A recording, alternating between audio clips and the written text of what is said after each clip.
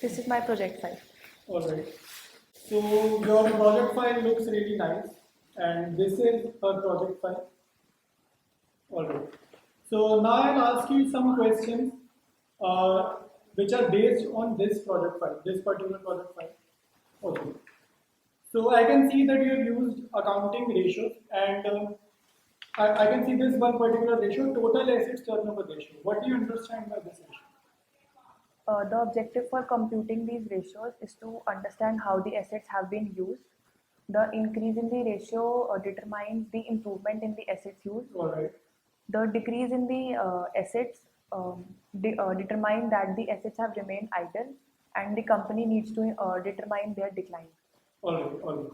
So I can see one more ratio which you have used, and that is EPS. What do you understand by this ratio? This refers to the earnings that is accountable by the management to the equity shareholders, and divided by number of per equity shares. Alright, what is the formula of EPS?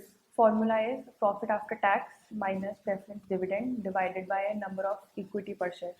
Correct, correct. Name one activity which is always classified as financing activity.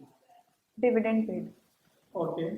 And what are the tools of financial statement analysis that you have used in this file, in this project? Accounting ratios, cash flow statement, common size statement, comparative statement. Okay, okay.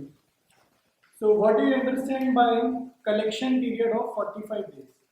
It refers that the company can collect its debt in 1.5 months or 45 days.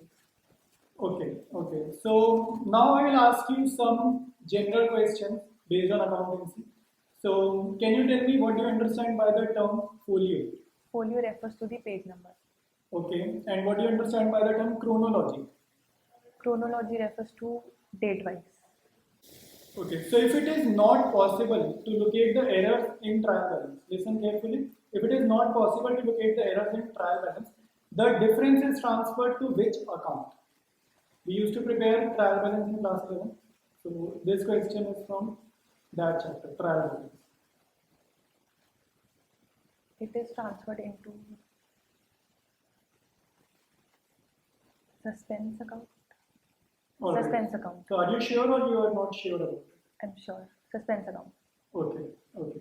Name one asset which we can never depreciate. One asset that we cannot depreciate. It is not allowed to depreciate that asset. Freehold land because it has infinite economic life. All right, all right. And name another term for return outwards.